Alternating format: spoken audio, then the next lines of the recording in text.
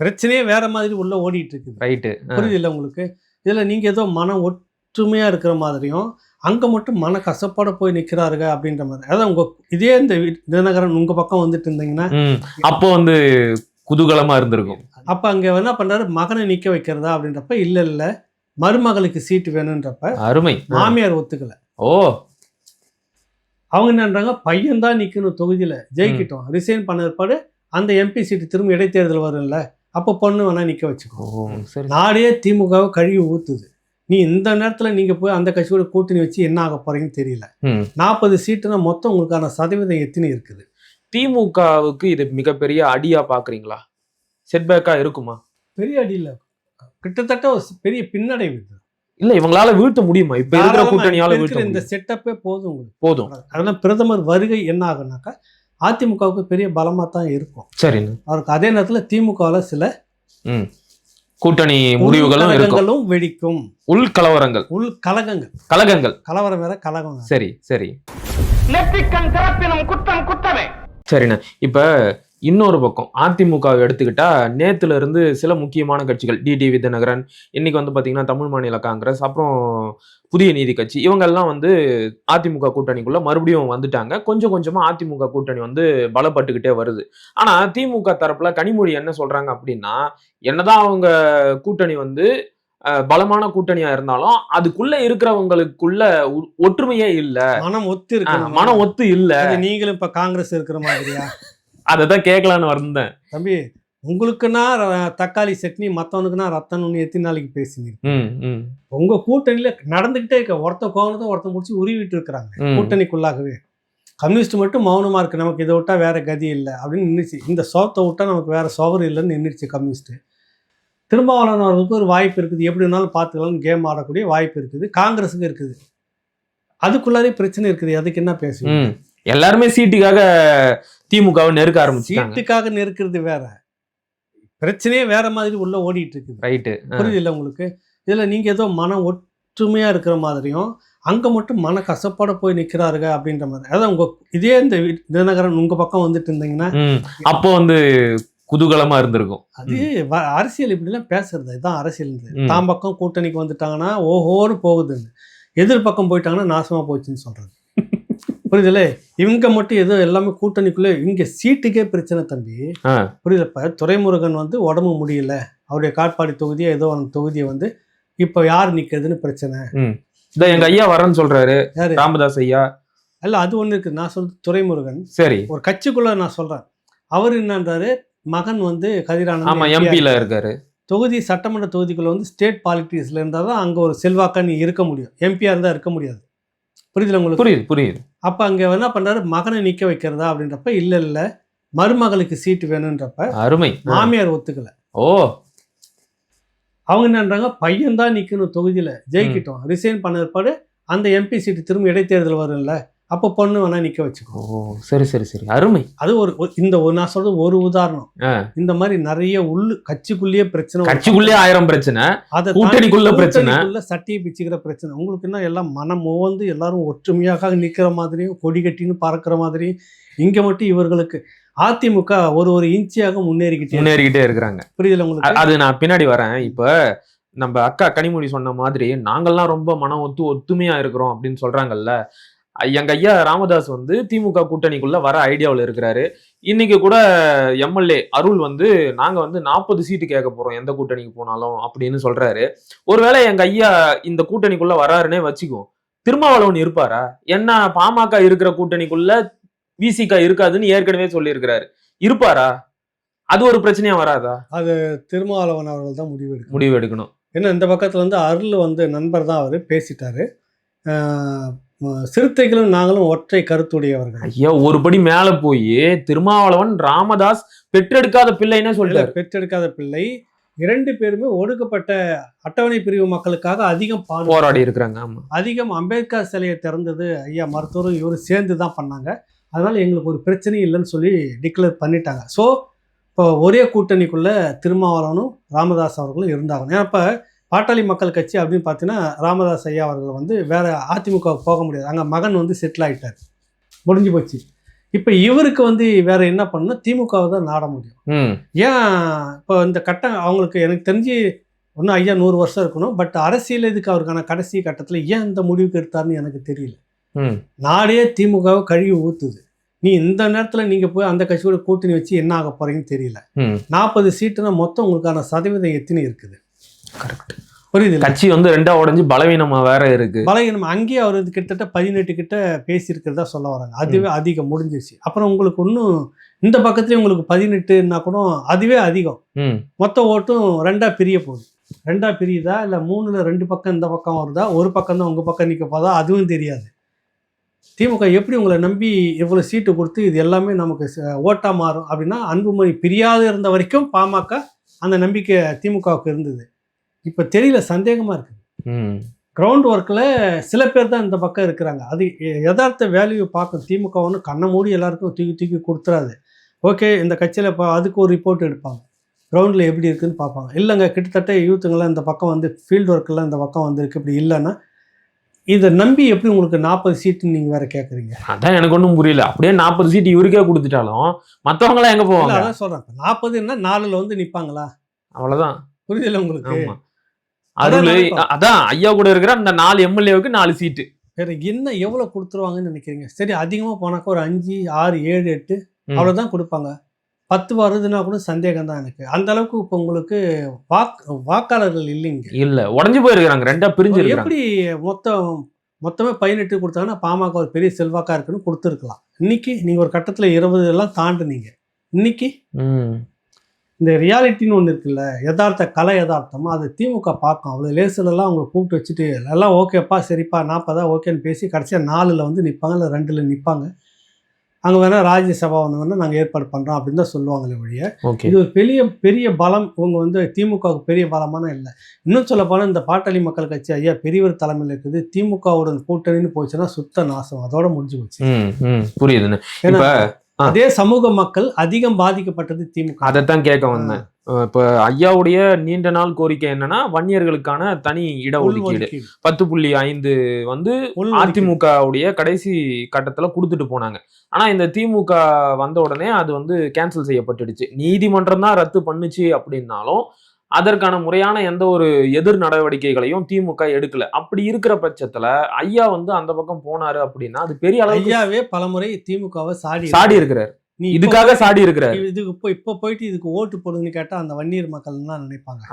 அவர் நேரா அந்த போராட்ட வடிவமா எடுத்துட்டாரு, சின்னவர் எடுத்துட்டாரு, அன்புமணி அவர்கள் எடுத்துட்டு இது திமுக பண்ண துரோகம், நாங்க மறக்க மாட்டோம்னு ஒரு முடிவு எடுத்து பிரச்சாரத்துக்குள்ள இறங்கிட்டாரு. நீங்க வந்து ஒரு நல்லவர்னு சொன்னா எப்படி ஏற்பாங்க சொல்லுங்க? உங்களுக்கு புரியுது. அப்ப எப்படி உனக்கு அங்க ஓட்டா மாறும்? இந்த ஒரு முடிவுல அவர் இறங்கி இருக்க கூடாதுன்னு நான் நினைக்கிறேன். ரொம்ப குழப்பத்துல இருக்காரோ? இல்ல, இறங்கியிருக்கவே கூடாது. ரொம்ப தப்பு அது. வந்து நீங்க இதோட விட்டுட்டு பேசாம உட்காந்துட்டு இருந்திருக்கலாம். ஏன் அதுக்குள்ள இறங்குனீங்க? சரி, முடிவு எடுத்தீங்க, பேசாம யார் கூடயும் இல்லை, நாங்க தேர்தலில் எங்களுக்கு ஆனவர்களை யாருக்கு ஓட்டு போடணும் அப்படியே நியூட்ரலா விட்டு இருந்தா கூட பரவாயில்ல. இந்த மக்களை எல்லாம் சேர்ந்து முடிச்சு யாரோ ஒருத்தர் அதான் அவர் ஆதரவு நிலைப்பாடுன்னு கூட எடுத்துருக்கலாம், போயிடலாம். நீ தனியா உங்க கட்சின்னு தனியா நடத்திட்டு இருக்கலாம். திமுக கூட போய் சேர்ந்தீங்கன்னா என்ன உங்களுக்கு கிடைக்கும்? புரியுது. ஒரு தெருவில் இருக்கக்கூடிய கட்சி நிர்வாகிகள் கூட உங்களை மதிக்க மாட்டாங்க. ஐயா எப்படி இந்த கட்சிக்கு ஓட்டு போட சொல்றாங்க? வழிநெடுக்க துரோகம். திமுக உங்களுக்கு துரோகம் பண்ணது அதிகம். பாட்டாளி மக்கள் கட்சிக்கும் சேர்த்து சொல்றேன். அவ்வளோ துரோகம் பண்ண கட்சி திமுக. அதுக்கு சாட்சி தீரனே சீனியர் தலைவர் அங்க உள்ள இருக்கு. கரெக்டுங்க. இப்போ இன்னொரு விஷயம், திமுகவுடைய கெட்ட கனவு அப்படின்னு சொல்றது என்னன்னா, அதிமுகவுக்கு வலுவான கூட்டணி அமைஞ்சிடக்கூடாது. திமுக எது நடக்கக்கூடாதுன்னு நினைச்சாங்களோ, எதுக்காக பல குட்டி கழகங்களை எல்லாம் செஞ்சாங்களோ, அது கொஞ்சம் கொஞ்சமா நடக்க ஆரம்பிச்சிருச்சோ அப்படின்னு தோணுது. ஏன்னா அதிமுக பக்கம் சில முக்கியமான கட்சிகள் வந்து கூட்டணிக்கு சேர்ந்திருக்கிறாங்க. அதிமுக கொஞ்சம் கொஞ்சமா பலம் பெற்றுக்கிட்டே வருது. திமுகவுக்கு இது மிகப்பெரிய அடியா பாக்குறீங்களா? செட்பேக்கா இருக்குமா? பெரிய அடி இல்ல, கிட்டத்தட்ட ஒரு பெரிய பின்னடைவு. இல்ல, இவங்களால வீழ்த்த முடியுமா? இப்ப இருக்கிற கூட்டணியால வீழ்த்த இந்த செட்டப்பே போதும் உங்களுக்கு. போதும். டிடிவி தினகரன் பெரிய பிளஸ் பாயிண்ட். நீங்க உண்மையிலேயே அவர் ஒரு கட்டத்துல ஒரு வாக்குகளை பிரிச்சாரு, தென் மாவட்டங்கள்ல பிரிச்சாரு. அதுல இருந்து ஒரு பகுதி இதுக்குள்ள வந்துருச்சுன்னு வச்சுங்க. ஆல்ரெடியா சில பேர் டிடிவி விட்டுட்டு இந்த பக்கம் வந்து சேர்ந்துட்டாங்க. இருந்தாலும் எஞ்சி இருக்கக்கூடிய சில பேரும் வந்து சேரும்போது அதனுடைய பழைய பலம் அங்கே வந்துருச்சு. சரி. அங்கே அதிகமாக இன்னொருத்தர் பெரிய தலையாக பார்க்க போகிறது சசிகலா மேடம். அவங்க வந்து எதுவுமே இதை பற்றி ஏன்னா யாருமே ஓபிஎஸ் பற்றி பேசவே மாட்டேங்குது. ஏன் பேசுறதுன்னு கேள்வி அதான் கேட்க வரேன். அவங்க வந்து இந்த சின்னம், இந்த கட்சி இது நமக்கானது, இது விட்டுறாதீங்க எந்த விதத்துலையும், பொதுவாக தான் பேசிட்டு இருக்கிறாங்க. புரியுது இல்லை? துரோகம் பண்ணாதீங்க யாரும், ஏதோ ஒன்று அப்படியே இருந்துகிட்டு இருங்கன்றாங்க. முடிஞ்சு போச்சு பேர்லாம் ஒரு வட்டத்துக்குள்ளார. ஓபிஎஸ் மட்டும் இன்னும் பதிலே வரல. ஓபிஎஸ் நம்பி அவர் கூட போனாங்கல்ல, அவருக்கு பெரிய அளவில் வீழ்ச்சியை முன்னிட்டு உசி பேத்தின அவங்க எல்லாமே இப்போ திமுகவுக்கு போயிட்டாங்க. இப்போ இவருடைய கதி என்ன ஆகும்? இன்னும் 25 நாள் இருக்கு பாத்துக்கலாம்ன்றாரு. இல்ல 25 நாளுக்குன்னு என்ன திமுக தை பிறந்தால் வழி பிறக்கும்னு சொன்னாருன்னா, தை பிறந்து 5 நாள் ஆயிருச்சு ஐயா, என்னங்க அவங்க நிலைப்பாடு அப்படின்னா, இன்னும் 25 நாள் இருக்குல்ல அப்ப பாக்கலாம் அப்படிங்கிறாரு. ஒரே ஒரு வாய்ப்பு ஒண்ணு, நீங்க போய் திமுகவில் சேரணும். இல்லைன்னா நீங்க பாஜக சார்பா ஏன்னா ஒரு இடத்துல வாங்கிட்டு 2 சீட் வாங்கிட்டு நிக்கணும்.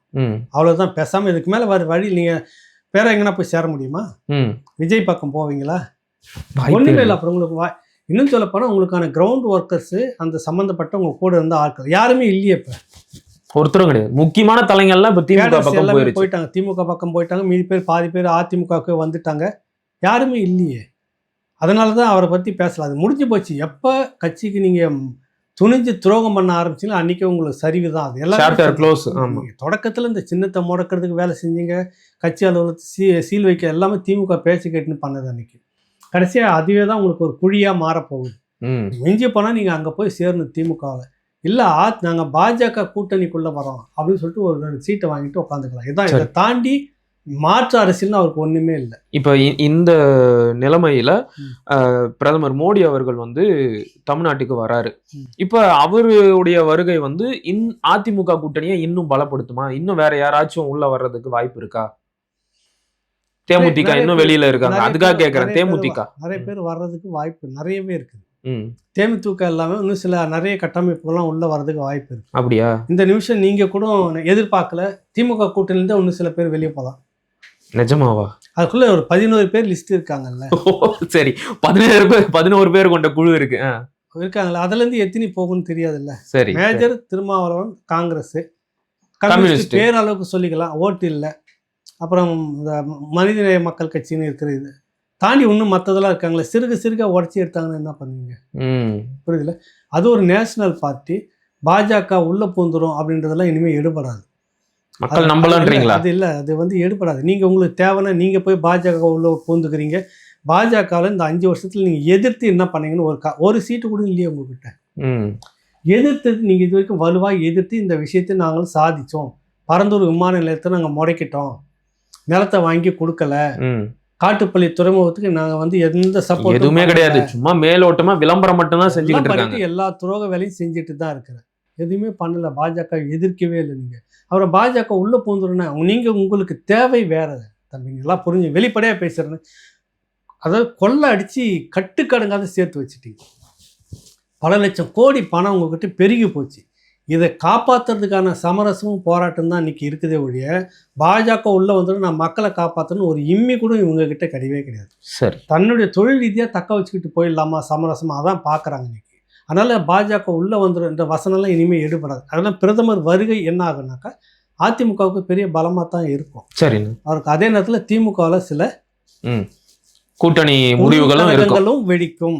உள்கலவரங்கள், கலவரம் வேற, கலகம். சரி சரி, சொல்ல முடியாது.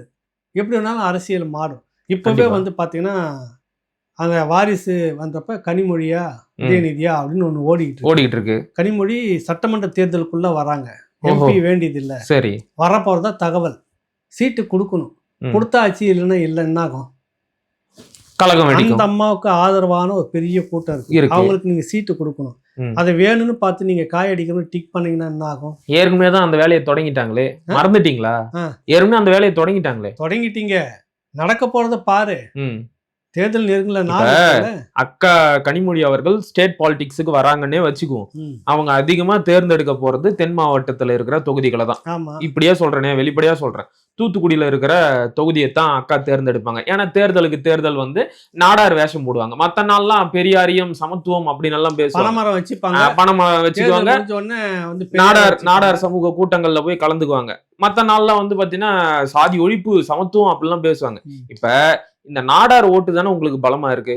இதை உடைச்சு காட்டுறேன்னு தன்னுடைய கைப்பாவையா இருக்கிற ஒரு நாளாந்தர ஊடகவியலாளரை வச்சு பெருந்தலைவர் ஐயா காமராஜரை இழிவா பேச வச்சு அந்த நாடார் சமூக மக்களை திமுக மேல கோவத்தை ஏற்படுத்தி நாங்க திமுகவுக்கு ஓட்டே போட மாட்டோம்னு சத்தியம் வாங்கிட்டாங்க. அந்த ஊடகவியலாளர் மட்டும் வச்சு பேச வைக்கல. முக்தாரை சொல்றீங்க நீங்க, அது மட்டும் இல்ல, அதுக்கு முன்னாடி ஆராசாவே ஒரு வார்த்தையை விடுறாரு, ஆர்எஸ் பாரதியே ஒரு வார்த்தை விடுறாரு. இப்படி நிறைய பேர் அவங்க கட்சியில இந்த மாதிரி சீண்டி நிறைய அந்த கட்சியை புண்படுத்தி. அப்ப நீங்க சொல்ற கலகம் ஏற்கனவே வந்துருச்சுன்னு நான் சொல்றேன். இல்ல வந்துருச்சு. நீங்க இப்போ வந்து அது காட்டக்கூடிய அவங்களுக்கு ஆதரவான ஆளெல்லாம் கொடுக்கலன்னா மொத்தமா பத்திக்கிட்டு எரியுன்னு சொல்ல வர. அதான் வெயிட் அண்ட் சீ. சரி பிரதமர் வந்து போறதுல அதுவும் ஒரு பலன் இருக்கும். சரிண்ணே. நீங்க நினைக்கிற மாதிரி அவர் இருந்த வரைக்கும் மேனேஜ் பண்ணி அதுக்குண்டான அதிகாரத்தையும் கொடுத்துட்டு இருந்தாரு, உங்களுக்கு உண்டான அதிகாரத்தையும் கொடுத்துருந்தாரு, பார்த்துக்கிட்டு இருந்தாரு. இப்ப நீங்க வந்து மொத்தமே முழுங்கிடுன்னு நினைக்கிறீங்க. அப்ப அது எப்படி வேடிக்கை பார்த்துட்டு இருப்பாங்க? புரியுது. இப்ப அவங்களுக்குன்னு ஒரு கட்டமைப்பு வேலை செய்ய தொடங்கிடுச்சு. தெரியுமா அது உங்களுக்கு? தெரியல, நீங்க சொல்லிதான் கேள்விப்படுறேன். ஒரு பெரிய கட்டமைப்பு அவங்களுக்குன்னு ஊடகத்திலே வந்து நின்று தொடங்கிடுச்சு அந்த அம்மாவுக்குன்னு.